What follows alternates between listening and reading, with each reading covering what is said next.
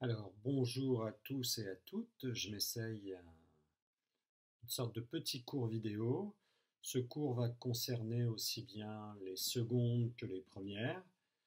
On va parler de... Alors, je vais utiliser des petits panneaux pour reprendre les mots importants. On va parler donc de la rhétorique, hein, ou de ce qu'on appelle aussi d'une autre manière l'art oratoire. Alors cette question, elle a de l'intérêt à la fois pour, euh, pour les classes de seconde dans l'objet d'étude qu'on appelle la littérature d'idées et la presse du 19e au 21e siècle. Et pour la classe de première, c'est le titre de l'objet d'étude. C'est donc dans les deux cas un objet d'étude qu'on n'a pas fait, hein. Donc le titre en première, c'est de la littérature d'idées aussi du 16e siècle au 18e siècle. Vous remarquerez qu'on parle de littérature d'idées et là où autrefois on parlait plutôt d'argumentation. Alors c'est plus ou moins la même chose, hein. Ce qu'on appelle, on va dire, l'argumentation est plus écrit, plus littéraire, plus construit aussi. Et ce qu'on appelle littérature d'idées, c'est un peu plus général. Ça ouvre sur d'autres formes d'écrit, comme la presse notamment, la presse écrite ou la presse en ligne, et ça peut avoir rapport aussi avec des formes de discours à l'oral également, hein. Alors, on distingue en règle générale, ça marche pour en seconde comme en première, littérairement on va distinguer deux types d'argumentation. L'argumentation qu'on dit directe et l'argumentation indirecte. Alors, ça va être simple. Aujourd'hui, on ne va pas parler d'argumentation indirecte. Ce qu'on appelle l'argumentation indirecte, c'est-à-dire qu'on va défendre des idées, mais par l'intermédiaire d'un récit en règle générale. C'est le cas, par exemple, dans un conte philosophique, Candide, par exemple, de Voltaire. Ça peut être le cas dans une fable de La Fontaine, c'est aussi de l'argumentation indirecte. Ça peut être aussi le cas lorsqu'on fait le récit d'une utopie ou d'une dystopie. Donc à chaque fois, on raconte une histoire et on a une visée argumentative, c'est-à-dire qu'on défend une idée derrière ce récit. Nous, ce qui va nous intéresser aujourd'hui, c'est plutôt l'argumentation directe, c'est-à-dire lorsqu'on va défendre des idées, mais pas en se cachant derrière un récit, lorsqu'on défend directement ses idées, ses arguments, aussi bien dans un essai, lorsqu'on parle d'un livre, un essai pour défendre par exemple euh, une idée, euh, une idée féministe, par exemple, ça peut être un essai pour défendre des idées féministes, c'est le cas par exemple de Simone de Beauvoir, donc là c'est de l'argumentation directe, c'est un essai. Ça peut être le cas dans un article, hein, ou un éditorial, on va défendre ses idées à l'aide d'arguments et on est dans ce cas-là dans de l'argumentation directe. Nous, on va s'intéresser aujourd'hui qu'à de l'argumentation directe.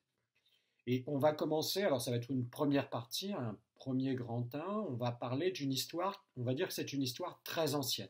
Donc on peut mettre ça comme titre, une histoire très ancienne.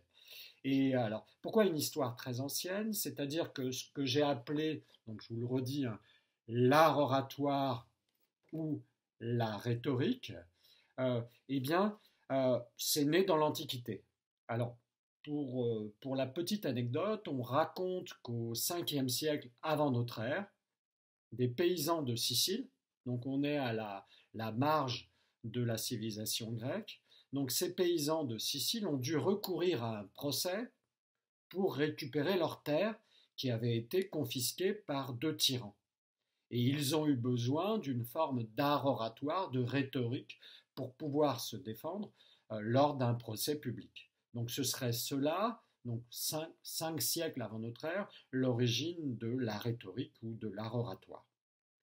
Donc ce qui est intéressant dans cette petite histoire, c'est que on remarque tout de suite que la rhétorique ou l'art oratoire, l'argumentation donc, a d'abord un caractère utilitaire.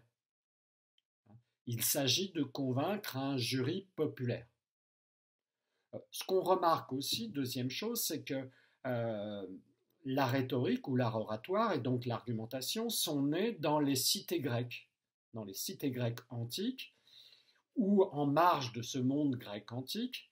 Et donc, ce qui est important, c'est que ces cités grecques, elles sont ce qu'on appelle un espace de sociabilité. C'est-à-dire que la rhétorique ou l'art oratoire va servir à discuter, à débattre, discuter avec ses amis, débattre avec d'autres citoyens dans une cité qui devient de plus en plus importante. L'idée ici que j'essaye de vous faire passer, qui est une idée que vous verrez peut-être en philosophie pour les premières lorsque vous serez en terminale, en règle générale, c'est que l'art oratoire ou la rhétorique naît en même temps que la philosophie et naît en même temps aussi que la démocratie. C'est pas un hasard du tout.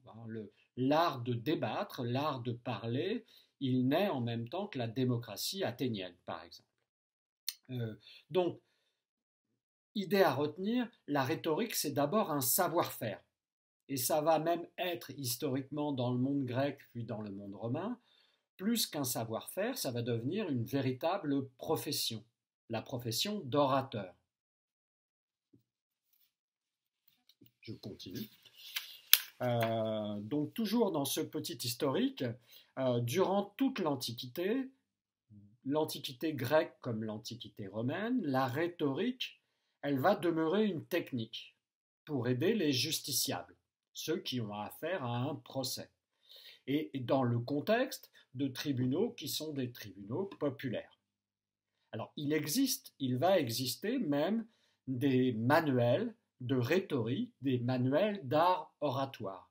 Alors le premier grand manuel d'art oratoire connu, on l'appelle la rhétorique à Hérénius, du nom de son créateur.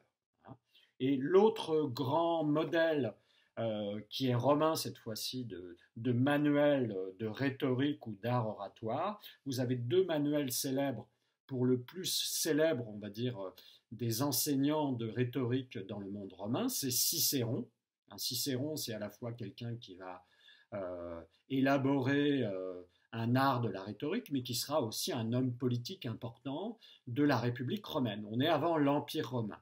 Et donc, il écrit deux œuvres importantes qui sont en latin le De Oratore et en français, on a aussi par exemple de l'invention oratoire. Ce sont deux manuels de rhétorique.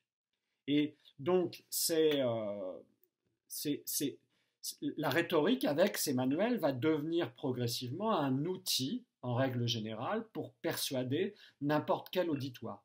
Pas seulement dans des procès, pas seulement dans un tribunal. Et ça va devenir plus généralement, la rhétorique, on va l'élargir et ça va devenir un art de bien s'exprimer en règle générale. Un art de bien écrire, notamment lorsqu'on va passer d'une civilisation purement orale à une civilisation plutôt de l'écriture. Alors, un autre grand manuel, un peu plus tardif, ici dans le monde romain, c'est ce qu'on appelle, qui va servir donc vraiment de modèle à beaucoup d'élèves, d'étudiants romains, c'est l'institution oratoire de Quintilien. Alors, plus tard, ce qu'il faut bien comprendre, c'est quand l'Empire romain va mettre fin à la République romaine, on va avoir moins besoin d'art oratoire. Donc c'est toujours cette idée de tout à l'heure, c'est-à-dire que l'art oratoire naît avec la démocratie, et quelque part, l'art oratoire va un peu disparaître avec la fin de la démocratie, avec la fin de la République romaine. C'est-à-dire qu'on a moins besoin de débattre, de discuter des sujets politiques dans l'Empire romain où on a un régime beaucoup plus autoritaire. Je passe rapidement sur des périodes plus récentes, si je puis dire, c'est-à-dire que la rhétorique, elle va réapparaître au XVIIe siècle, à la période du classicisme, en France notamment, et elle va être plutôt le synonyme d'éloquence. On peut voir ça, par exemple, dans le théâtre classique.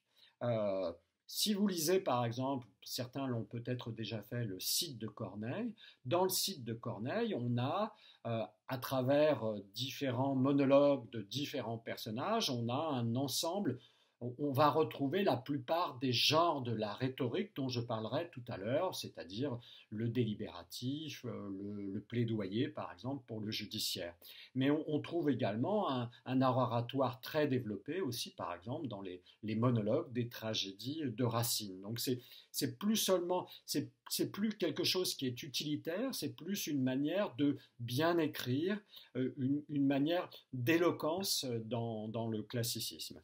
Alors je passe rapidement pour terminer sur cette partie historique.